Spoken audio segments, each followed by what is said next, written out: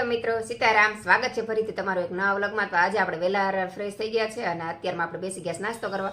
તો નાસ્તામાં જો આપણે ખાખરા છે, ગાંઠિયા લીધા છે, ચટણી છે અને ખજૂર પાક છે. અને આમાં ધાર્મિકભાઈનું ચાદુ તૈયાર કરી નાખ્યું છે ને આપણા માટે ચા.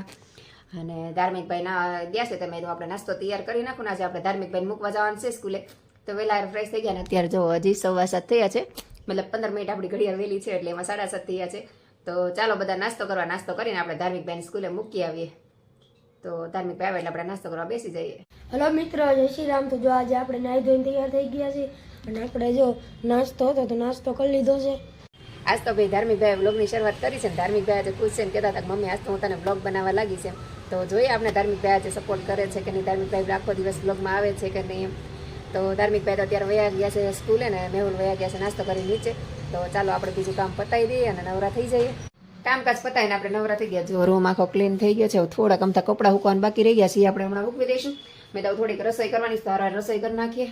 તો આપણા ધાર્મિકભાઈ પણ આવી જશે. આજ શનિવાર છે, ધાર્મિકભાઈ વહેલા આવી જશે. રસોઈ કરી નાખું, રસોઈ મૂકી દઈને તો હવાર આપણું કામ પણ થઈ જાય. ઓમભાઈ અમારે ગાડી લઈ જાય ને એટલે રસોઈ બપોરે એમ થાય કે હું કરું, સવારે સાંજ બધી એ જ ટેન્શન રહે કે ભાઈ રસોઈમાં હું બનાવું. કેમ કે ઓમ ગાડી લઈ જાય એટલે હું કાંઈ હાલીને શાક લેવા જાઉં નહીં અને શાકભાજી કાંઈ લાવું નહીં, કઠોળ ને એવું બધું બનાવવું પડે. તો ચાલો આજે પણ આપણે કઠોળ જ કરવાનું છે. તો ફટાફટ આપણે રસોઈ મૂકી દઈએ અને પછી ધાર્મિકભાઈ જાય પછી આપણે જમી લઈશું હવાર. અને હજી ઘંટીને એવું બધું સાફ કરવાનું છે તે પણ આપણે કામ પતાવી દઈએ. તો આજે વ્લોગ બનાવવાનું પણ પછી મોડું થાય, ઘંટીને એવું બધું સાફ કરી તો આજે બહુ મોડું થઈ જવાનું છે. તો કામકાજ કરીને આપણે આરામ કરશું, પછી હવે 5 વાગે વ્લોગ બનાવશું. અમારા ઓમબેન ધાર્મિકભાઈ જો કે મસ્તી કરે છે, આવે એટલે બે ભાઈ ધબધબાટી બોલા, બે ભાઈ કેવા બાંધે છે. આજ થેપલા બનાવ્યા છે, બહુ ઠંડી છે ને તમે થેપલા બનાવીને આજે મેથી ભાજી ને દૂધી ને બધું પડ્યું છે. જો મેથી ઘણી બધી થોડી સુધારી નાખી. તો લસણામાં થોડુંક ચડિયાતું હોય ને તો થેપલા બહુ મજા આવે ખાવાની. જોકે હું બધામાં થોડુંક લસણ ને આદુ વધારે ચડિયાતું નાખું, મરચું ઓછું હોય પણ આદુ લસણ ચડિયાતું હોય તો ખાવાની મજા આવે. આપણે ફટાફટ પહેલાં લસણ ફૂલ નાખીએ અને પછી મેથી ને દૂધી ને એવું બધું નાખીને થેપલાનો લોટ બને થેપલા બનાવી નાખીએ. અને ટાઈટ બહુ છે આજે સુરતમાં, બહુ જ ઠંડી છે તો ભાઈ ખાવાની મજા આવશે. અને અમારા ઓમભાઈ ધાર્મિકભાઈ વાંચવા બેસી ગયા છે. તો ચાલો આપણે પેલા ફટાફટ થેપલા બનાવી નાખીએ. રોજ કંઈક નવું નવું, હમણાં તો રોજ કંઈકનું કંઈક બનતું જ હોય છે. તો તમે અત્યારે આવી ઠંડીમાં શું બનાવો છો મને કોમેન્ટ કરીને જરૂરથી જણાવજો. ચાલો આપણે ફટાફટ થેપલા બનાવી નાખીએ. તો આજે આપણે ટ્યુશનમાંથી આવી ભૂખ લાગી છે એટલે આપણે હવે જમવા બેસી ગયા છીએ. અને જો આપણે રામાયણ જોઈ છે ટીવીમાં તો આવી જાવ બધા થેપલા ખાવા, આવી જાવ જમવા બધા. મમ્મીએ જો સરસ મજાના થેપલા, જાદુ અને ચટણી બનાવી છે, જમવાની મજા પડી જશે. આજે આપણે થેપલા બનાવ્યા હતા તો ઓમભાઈ ને ધાર્મિકભાઈને આપણે ગરમા ગરમ જ જમવા બેસા ને આપણે અત્યારે જમી લીધું અને મેહુલને વાટ જોઈએ છે. અને એમાં ધાર્મિકભાઈ જો અત્યારે સુતા સુતા સરસ મજાના પગ લંબાવીને ટીવી જોવે છે અને આપણે જેઠાલાલ આવે છે તો મા દીકરો બે ટીવી જોવે છે અને મારા ઓમભાઈ વાંચવા બેસી ગયા છે.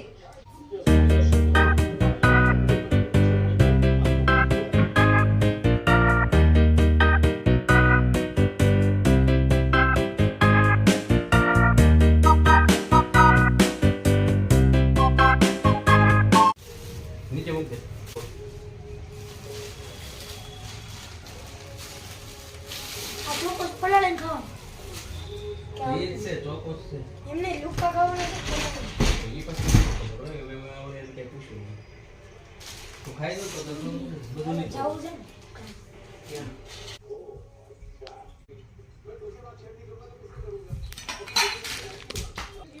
મેહુલ જો નાસ્તો લઈ આવ્યા છોકરા માટે. આજે આપણે થેપલા ને એવું બનાવ્યું હતું ને ધમુભાઈ જો બેસી ગયા છે નાસ્તો કરવા. જો એને પપ્પા નાસ્તો લઈને આવે એટલે એમાં ધાર્મિકબેન તરત નાસ્તો કરવા કદમ ટેસ્ટ કરવા તો જોઈ કેવું છે. તો આપણે સિંગ ભજીયા ખાવી છે તો હાલો બધા સિંગ ભજીયા ખાવા.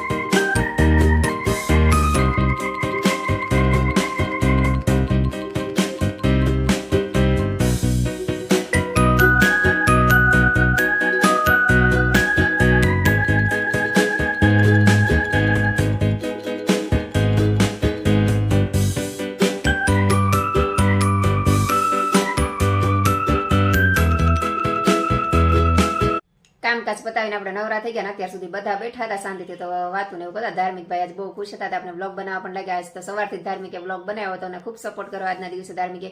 તો બસ આજનો દિવસ આપણો આવો રહ્યો. તો આજનો વિડીયો આપણે અહીંયા જ પૂરો કરશું. તો વિડીયો પસંદ આવ્યો હોય તો લાઈક શેર અને સબસ્ક્રાઈબ કરવાનું ભૂલતા નહીં. તો ફરીથી મળશું કાલે એક નવા વિડીયો સાથે. જય હિન્દ, જય ભારત, ગુડ નાઇટ.